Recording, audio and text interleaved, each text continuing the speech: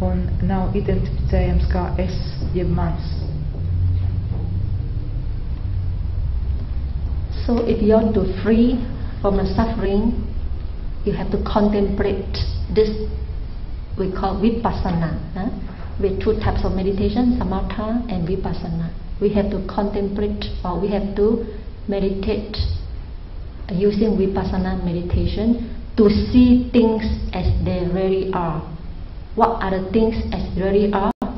These five aggregates are impermanent, changing, and oppressed by constantly change. It cannot give you eternal happiness, and they are not myself. Un tādēļ, lai iepazītu lietu patieso dabu, ir jāpraktizē otra veida meditācija. Runāju par samata meditāciju, tātad jāpraktizē ir šī te vipassana meditācija, atklāsmes meditācija. Un tad ir jāierauga, ka visa pamatā ir šie 5 agregāti, un tie ir radušies no kāda cēloņa, un ka tādēļ tie nav pastāvīgi, tie ir mainīgi, tie nevar nest laimi, un tie nav identificējami kā es jeb mans. Many people identify mind as I, especially mind consciousness as I. I have mentioned we have 6 types of consciousness. I consciousness. I consciousness only arises when the visible object contact to the eye sensitivity. For example, now my image come to contact with your eye. You see me. Your eye consciousness arises and you see me. But now if you close your eyes, you cannot see me anymore. So your eye consciousness does not arise at that time when you close your eye. So it's only cause and effect. If you say I consciousness as I, mine, then this I consciousness also arising, passing away. And if you identify it as I, then I also arise and pass away, arise and pass away. Un tātad, piemēram, kā acs apziņa. Ja acs nonāk kontaktā ar kādu objektu, tad ir redze. Un, piemēram, jūs redzat mani. Taču, ja jūs aizverat savas acis, tad acis nav kontaktā ne ar kādu objektu, un jūs mani neredzat. Un, ja jūs uzskatāt, ka redzes uztvere, jeb apziņa esat jūs, tad, kad jūs redzat, jūs esat, un tad, kad jūs neredzat, jūs neesat. So wrong identification with what you see, what we hear, what we taste, what we touch as I, mine. That also brings us suffering. Un nepareiza identificēšanās ar to, ko mēs redzam, ko mēs izjūtam, vai dzirdam, vai pieredzam, kad mēs to uztveram kā sevi pašu vai kā mums piederošu, rada ciešanas. If it is not I, not mine, what is that? Un ja tas neesmu es vai tas nav mans, kas tad tas ir? What is that? Kas tas ir?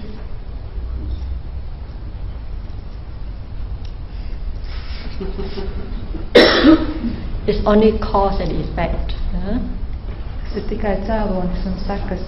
Only cause and effect. The cause and effect is the essence of Buddha's teaching. Un cēlonis un sekas ir Budas mācības būtība.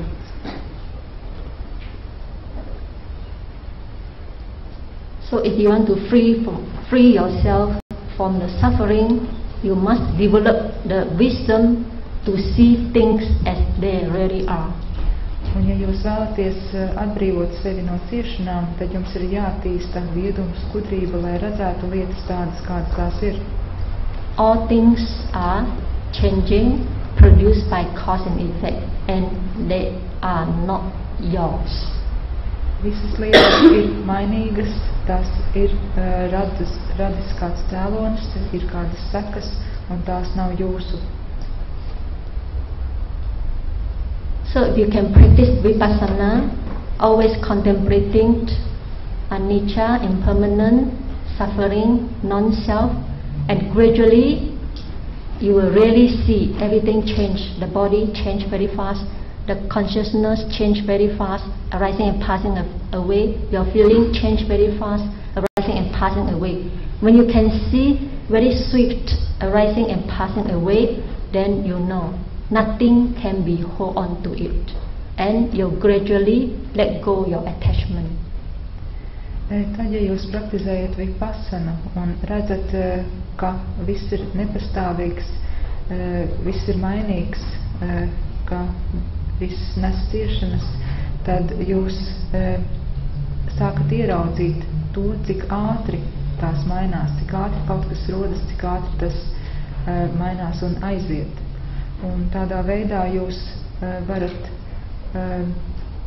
rast veidu, kā nepieķerties un neidentificēties ar to, kas ir nepastāvīgs un mainīgs. When you can free from your attachment, you are liberated. When you are liberated, you attain eternal peace. Tad, kad jūs esat brīvi no pieķeršanās, jūs esat atbrīvoti, un jūs esat brīvi no ciešanām, jūs esat mierā.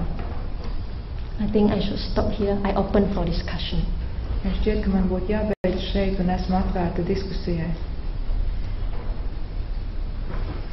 Yes, yes. Bet vai noteiktiem vārdiem vajag pieķerties, vai tie arī ir mainīgi, kas ir pateikt? Should I cling to words which I have said, or I have said these words and they are gone?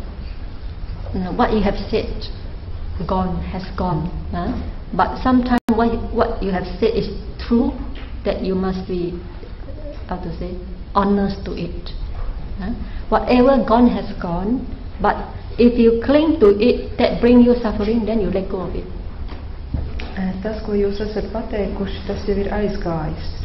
Un ja tas, ko jūs esat teikuši ir bijis paties, tad so if it was truthful, then it must be honest. Un tam, ko jūs esat teikuši, ir jābūt bijis patiesam. Un ja jūs pieķeraties tam, ko jūs esat teikuši, tad tas nes jums ciešanas. Probably it's better if you repeat. I'm not sure if I translate correctly. If you cling to your word that bring you suffering, then you should let go of it. Tātad, ja pieķeraties saviem pateiktiem vārdiem, tad tas nes ciešanas un jums ir jāatlaiž tie.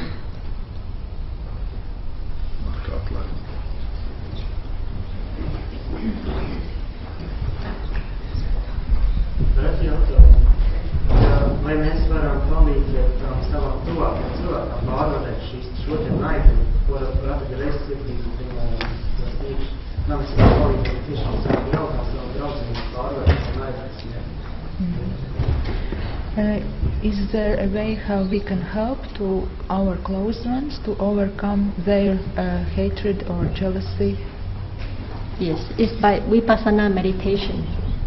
Vipassana meditation, to see things as they really are. They are impermanent, suffering and non-self. And step by step, then you will reach the first stage of Noble One.